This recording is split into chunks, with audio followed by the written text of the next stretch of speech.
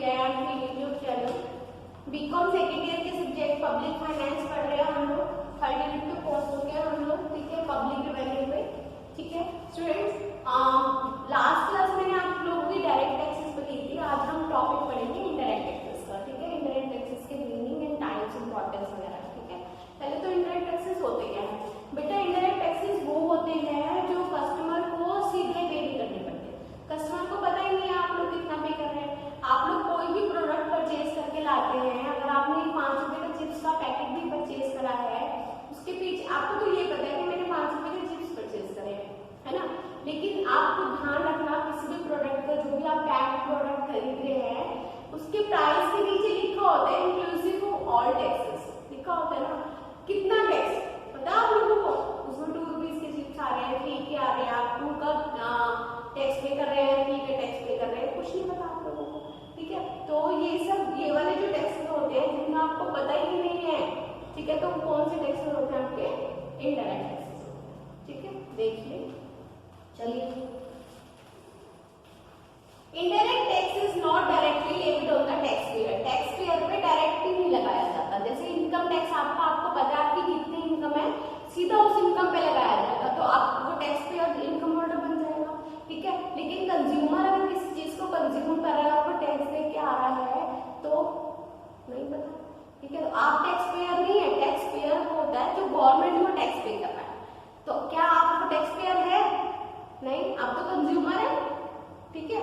आप उसमें से पैकेट में से 5 रुपए में से 3 रुपए का चिप्स खा रहे हैं और 2 रुपए गवर्नमेंट को जाके पे करके आ रहे हैं, तो आप टैक्स पेयर नहीं है, ठीक है। वो कौन पे कर रहा है? कोई आपका शॉपकीपर पे कर रहा होगा, या फिर होलसेलर या रिटेलर या फिर जो मैन्युफैक्चरर है वो लोग पे कर रहे होंगे, ठीक है। लेकिन कंज्यूमर नहीं पे करता, ठीक है।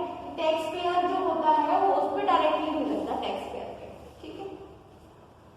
Indirect tax is not directly levied on the taxpayer. This tax is often levied on goods and services. किस पे लगता है? Goods and services पे ये लगता है, ठीक है। अगर आप कोई गुड्स परचेज कर रहे हैं तो उस पे लगता है, ठीक है। लेकिन कंजम्पशन वालों पे आपको पता नहीं चलता। Which results in their higher prices, ठीक है। और इनसे क्या होता है? टैक्स रेवेन्यूज उनके प्राइसेस इंक्रीज हो जाते हैं। A few example of indirect taxes in India include service tax है, सेंट्रल एक्साइज है, कस्टम ड्यूटी है, value added tax that is called VAT है आपका, ठीक है। तो यहाँ पर 7 कॉमनली मोस्ट इंडायरेक्ट टैक्सेस हैं इंडिया में। First of all is service tax, ठीक है। अब सर्विस टैक्स कैसे? अगर आप कोई सर्विस देते हैं, सर्विस इन द सेंस बताइए सर्विस कौन कौन सी हो सकती है? डॉक्टर कुछ दे रहा है आपको, जब आप डॉक्टर के पास जाते हैं तो आपको कुछ दे के भेजता है, 500 रुपए ले लेता है सिर्फ आपसे बात करने के लिए, है ना। तो वो आपको क्या करा रहा है? सर्विस सेंटर करा रहा है, ठीक है। तो वो क्या आप उसको क्या पे करेंगे? आप लोग सर्विस टैक्स देगा, ठीक है। जितने भी आपके लीगल एक्सपेंसेस हैं, लॉयर्स को आप लोग पे करते हैं, तो ये किस तरह के एक्सपेंस वो है? टैक्स लगे थे आपके इन पे सर्विस टैक्स लगते हैं, ठीक है। चलिए, The tax is levied by entities for rendering services, ठीक है। कंसल्टिंग, डॉक्टर की कंसल्टेशन सर्विस होती है, लॉयर की कंसल्टेशन सर्विस होती है, ठीक है। तो कंसल्टिंग पे लगता है आपका, लीगल पे लगता है, और अदर जो भी सर्विसेज होती हैं। This tax is collected from the service recipient and paid to the central government. किसको पे करते हैं? सेंट्रल गवर्नमेंट को। कब से लगा देंगे? 1 जून 2016 से। सर्विस टैक्स वॉज 40% था, स्वच्छ भारत सेस लगता है उस पर 5% का, कृषि कल्याण सेस लगता है उस पर 0.5% का। Bringing up the applicable rate कितना हो जाता है आपका? इनका 15%, 14% का सर्विस टैक्स है, स्वच्छ भारत सेस लगता है और कृषि कल्याण सेस लगता है 0.5 का, तो मिलकर होल पर हो जाता है। तो 14 + 1 जो सर्विस टैक्स को कितना ले आता है एप्लीकेबल रेट? 15% आता है। Small service provider with an income of less than Indian rupees 10 lakh per annum are exempted from paying this tax जिनकी इनकम 10 लाख तक है पर annum पूरे साल की, उनको ये टैक्स देना पड़ेगा, ठीक है। चलिए, नेक्स्ट है आपका excise duty. What? Excise duty.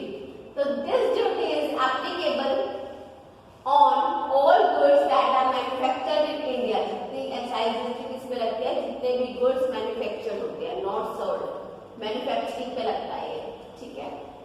This indirect tax is payable by the manufacturer and often passed on the customers. This indirect tax in India levied by central government and central government लगाती है sorry and works according to the provision of the Central Excise Act 1944 और किसके according काम करते हैं? Central excise act 1944 के according. Okay, the next is VAT is value added tax is imposed on sale of movable goods in the nation। VAT is levied at all stages of production। किस पे लगता है? ये production के हर उस पे level पे लगता है। And distribution channel include an inner systems of value addition। The tax is levied by the state government under entry of 54 of the state। VAT एक तो आपका एक्साइज ड्यूटी कौन लगाता है? Central government. सर्विस टैक्स कौन लगाता है? Central government. VAT आपको कौन लगाती है? State government. एक तो वैट स्टेट गवर्नमेंट लगाती है और ये वैल्यू एडिशन में लगता है। अब value addition in the sense आप लोग कोई चीज 500 रुपए की खरीद कर लाए, ठीक है, और 700 रुपए की आपने बेच दी, तो कितनी वैल्यू ऐड करी आपने? कितनी? 200 रुपीज की वैल्यू ऐड करी। तो इस 200 पे ये टैक्स लगेगा, ठीक है। आपसे 700 की खरीदने वाले ने आगे वो 900 की बेची है या 1000 रुपीज की बेची है, तो उसने कितने की वैल्यू ऐड करी? 300 की। Value added is profit. कितने का प्रॉफिट ऐड करा आपने? 300 का। तो उस 300 पे ये टैक्स लगेगा, ठीक है। तो ये किस पर लगता है? वैल्यू एडेड किस पे लगता था? लगता है नहीं बेटा, लगता था। किस पे लगता था? वैल्यू एडिशन पे। अब तो आपका जीएसटी लगता है ना सब जगह, है ना। लेकिन सारे इंडायरेक्ट टैक्सेस पढ़ना हमारे सिलेबस में कंपल्सरी है। ओके, चलिए नेक्स्ट है आपका कस्टम ड्यूटी। अब कस्टम ड्यूटी की अगर मैं बात करूं तो कस्टम ड्यूटी कहाँ लगता है? ये भी वन ऑफ इंडायरेक्ट टैक्स है। Applicable import duty. जितना भी हम गुड्स इंपोर्ट करते हैं, इंपोर्ट करना मीन्स बाहर से गुड्स मंगवाना, फ्रॉम अब्रोड, ठीक है। फॉरेन ट्रेड से हम लोग जितना भी गुड्स मंगवाते हैं, इंपोर्टेड गुड्स होते हैं जो भी इंपोर्ट करते हैं हम, उस पर क्या लगता है बच्चे? आपका कस्टम ड्यूटी, ठीक है। तो applicable on bringing imported goods into country in a certain time, this duty may be levied on exported goods, ठीक है। किसी किसी केस में ये एक्सपोर्टेड गुड्स में भी लग जाता है, जो एक्सपोर्ट कर रहे हैं उनमें भी लग जाता है, ठीक है। The Customs Act 1962 provides regulation on the levy and collection of this duty, import and export procedure, penalty, prohibitions and offense, ठीक है। तो इनका कस्टम एक्ट 1962 में इसमें सारी गाइडलाइंस और रेगुलेशंस आपके डाले गए हैं, इंपोर्ट एक्सपोर्ट के, कलेक्शन के, ठीक है, और आपके प्रोसीजर के, पेनल्टीज, प्रोहिबिशन जो भी है या जो भी ऑफेंसेस हैं, सब कहाँ लिखे गए हैं? आपके कस्टम एक्ट 1962 में, ठीक है। नेक्स्ट है आपका सिक्योरिटी ट्रांजैक्शन टैक्स, एसटीटी। अब एसटीटी क्या है? Security means share. What? Share. तो जितने भी शेयर्स आप लोग ट्रांसफर करते हैं, ट्रांजैक्शन होती है। ट्रांजैक्शन इन द सेंस आप बेच रहे हैं, कोई खरीद रहा है, ठीक है, सब पे लगता है। क्या लगता है? सब पे लगता है एसटीटी, सिक्योरिटी ट्रांजैक्शन टैक्स। पढ़ लीजिए। ये भी indirect tax. The indirect tax is imposed when stock are sold और purchased through stock agency and Indian stock exchange, ठीक है। इंडियन स्टॉक एक्सचेंज के थ्रू जितने भी आपकी स्टॉक की मतलब से शेयर्स की सेल परचेज होती है। एसटीटी वाज इंट्रोड्यूस 2004 में आया था और एप्लीकेबल भी हो गया था। और किस किस पे एप्लीकेबल है? शेयर्स पे, म्यूचुअल फंड पे, फ्यूचर एंड ऑप्शन ट्रांजैक्शंस में, ठीक है। STT was imposed to reduce the short term capital gain tax and eliminate long term capital gain tax, ठीक है। अगर आप एसटीटी पे कर देते हैं तो इससे आपका शॉर्ट टर्म कैपिटल गेन भी अराइज नहीं होता और लॉन्ग टर्म कैपिटल गेन भी अराइज नहीं होता, ठीक है। आपको पढ़ा दिया जाएगा short term long term capital gain क्या होता है। बच्चे short term long term capital gain होता है, इनकम टैक्स में पढ़ेंगे आप लोग कैपिटल गेन वाले चैप्टर में।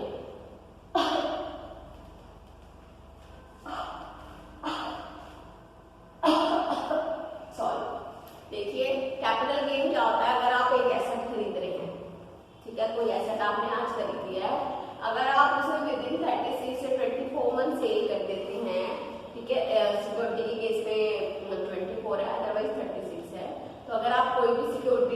विद 24 मंथ सेल कर देते हैं तो वो आप उससे जो प्रॉफिट होता है वो आपका शॉर्ट टर्म कैपिटल गेन होता है, ठीक है। अगर 24 मंथ से ज्यादा हो जाते हैं और उस पर आपका प्रॉफिट हो रहा है तो वो आपका लॉन्ग टर्म कैपिटल गेन होता है, ठीक है। तो लॉन्ग टर्म शॉर्ट टर्म ये इनकम टैक्स में आपके टैक्स के लिए एप्लीकेबल होते हैं, ठीक है। तो अगर आप एसटीटी पे कर रहे हैं इनकी सेल परचेज पे शेयर्स की, तो आपको शॉर्ट टर्म कैपिटल गेन या लॉन्ग टर्म कैपिटल गेन के हेड के अंदर नहीं आना पड़ता, ठीक है। तो वो वाला टैक्स नहीं लगता आपका अगर आप लोग सिक्योरिटी ट्रांजैक्शन टैक्स पे करते हैं, ठीक है। नेक्स्ट है स्टैम्प ड्यूटी। स्टैम्प ड्यूटी आप लोगों को पता होगा, जितने भी हमारे जुडिशरी रिलेटेड काम होते हैं, ठीक है। हम लोग इमूवेबल प्रॉपर्टी, इमूवेबल प्रॉपर्टी क्या होती है आपके लैंड, बिल्डिंग, फ्लैट, फर्नीचर, वो आपका, ठीक है, रेजिडेंशियल प्रॉपर्टी जितनी भी आप सेल करते हैं तो उन पर आपको क्या पे करना पड़ता है, स्टैम्प ड्यूटी पे करनी पड़ती है, ठीक है स्टूडेंट्स। चलिए पढ़ लेते हैं। This is an indirect tax charged by state government on the transfer of immovable property within their jurisdiction. In addition, the stamp duty is mandatory on all types of legal documents. ठीक है, जितने भी legal documents होते हैं उनके लिए mandatory होती है। Its rates vary from one state to another. और इसके rates भी क्या होते हैं, एक state से दूसरे state के लिए अलग-अलग होते हैं, ठीक है। ऐसा नहीं है सब state के फिक्स। चलिए नेक्स्ट है आपका एंटरटेनमेंट टैक्स। स्टेट गवर्नमेंट, इसको भी स्टेट गवर्नमेंट चार्ज करती है। Such tax on every transaction related to entertainment.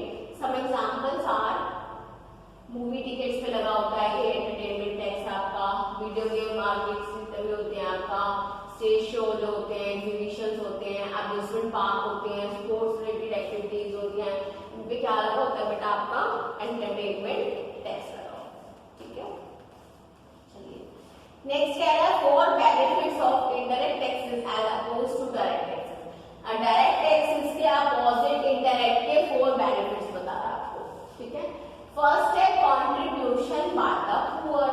अब इसमें क्या होता है, इसमें जो भी बेसिक वो होता है, जो भी कंज्यूमर होता है लास्ट, है ना, देखो फैक्ट्री खोलने के लिए बहुत बड़ा बदला चाहिए, बिजनेस खोलने के लिए इन्वेस्टमेंट चाहिए, कोई गरीब बंदा बिल्कुल ही मतलब जो बेचारा इनकम पे सफर कर रहा है, ठीक है, तो वो तो जाकर अपनी फैक्ट्री डालेंगे, है ना, अपना बिजनेस खोलेगा नहीं, है ना। तो इसका जितना भी कंट्रीब्यूशन होता है वो किसको बेयर करना पड़ता है, मिडिल क्लास और पुअर, ठीक है। तो इसमें किसका कंट्रीब्यूशन होता है इंडायरेक्ट टैक्स में, क्योंकि फाइनल कंज्यूमर तो पुअर्स होते हैं, है ना, जो दुकानों पे जाके परचेज कर रहे हैं। फाइनल तो हर चीज बनते मैन्युफैक्चरर से रिटेलर पे आएगी, रिटेलर से होलसेलर पे आएगी, होलसेलर से शॉपकीपर पे आएगी, शॉपकीपर से क्या होगा, वो लोगों में चलेगी, ऐसे तो होता है, ठीक है। तो इसमें जो कंट्रीब्यूशन होता है वो किसका होता है, पुअर्स का ज्यादा होता है। पढ़िए, the poor people are exempt from आपका indirect tax. This is only way of reaching this section of the society. ठीक है, तो ये खाली इस सेक्शन तक पहुंचना होता है। This means the basic principle of making every person pay towards the growth of the country and through the state governments. तो देखिए इसमें क्या होता है, ज्यादा बर्डन नहीं आता पुअर पे, है ना। बर्डन कैसे नहीं आएगा भाई, उसको डायरेक्ट टैक्स तो पे करना भी है ना, कि आप 2 रुपए की चीज खरीदो उस पर 1 रुपए का टैक्स लगेगा, 10 रुपए की चीज खरीदो उस पर 2 रुपए का टैक्स लगेगा, देना है आपको, ठीक है। तो गरीब बेचारा खरीदेगा कैसे, है ना। अब उसे पता है इस चीज का इतना प्राइस है तो वो कहीं ना कहीं से अरेंज करेगा, या अगर खरीदना भी है उसे तो उसे पता होगा कि मुझे इतने रुपए की ये चीज मिल रही है, मैं इतने रुपए की लाऊंगा, ठीक है। उसको टैक्स से कोई मतलब ही नहीं है ना। तो टैक्स देने की लायबिलिटी किसकी बनेगी, पुअर की तो बनेगी नहीं, किसकी बनेगी, शॉपकीपर की बनेगी, रिटेलर की बनेगी, होलसेलर की बनेगी, मैन्युफैक्चरर की बनेगी। तो इसका पूरा इम्पैक्ट आपका उस पर पुअर पे तो नहीं आएगा। चलिए नेक्स्ट है आपका कन्वीनियंट। अब ये क्या है, tax payer not burdened with the indirect tax because these are paid only while making purchase. तो इस पे कन्वीनियंट है, इस पे वो भी नहीं पड़ रहा, उसको ज्यादा बर्डन नहीं पड़ रहा, क्योंकि बनाने वाला जब रॉ मटेरियल परचेज करेगा तभी टैक्स पे करना उसको, सेल के टाइम पे तो टैक्स ही पे नहीं करना उसको, है ना। फिर जो होलसेल रिटेलर आपका खरीद के ले जाएगा उसको आपको टैक्स पे करना, आपने जो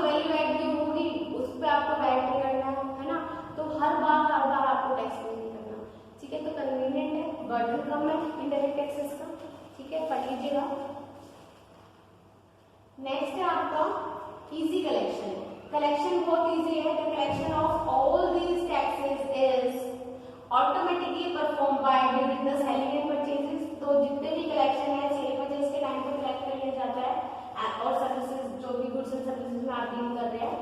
this helps the authorities collect taxes easily while reducing the possibility of tax evasion, और टैक्स की चोरी भी कम हो जाती है आपकी। टैक्स इवेजन क्या होता है? टैक्स की चोरी करना, ठीक है। तो इजी रहता है सेल परचेज के टाइम पे कि सिर्फ आपका अप्लाई होता है, तो ये टैक्स की चोरी भी क्या हो जाती है, टैक्स की चोरी होने की पॉसिबिलिटी भी कम हो जाती है, ठीक है। नेक्स्ट है आपका equitable. Indirect tax is directly related to the price of goods and services, ठीक है। गुड्स एंड सर्विसेज के प्राइस से रिलेटेड होती है। Therefore rich people purchasing luxury item पे हायर टैक्सेस, है ना। जितने भी आप इक्विटेबल कैसे है, इक्वल है ये। अगर आप लोग लग्जरी आइटम परचेज कर रहे हैं तो ज्यादा टैक्स देना है ना, और बिल्कुल बेसिक चीजें परचेज कर रहे हैं तो कम टैक्स देना है, ठीक है। तो इक्वल डिस्ट्रीब्यूशन है इस तरह के टैक्सेस का जगह जगह, ठीक है फ्रेंड। ज्यादा टफ टॉपिक नहीं है, पढ़ लीजिएगा। किसी को भी विजिबिलिटी की अगर कोई प्रॉब्लम है, ठीक है, तो प्लीज इसकी पीडीएफ आप लोग को अटैच कर दी जाएगी डिस्क्रिप्शन बॉक्स में, वहां से डाउनलोड कर लीजिएगा, देख लीजिएगा, ठीक है फ्रेंड्स। साउंड की कोई प्रॉब्लम है तो प्लीज यूज योर हेडफोन्स, ठीक है। Thank you.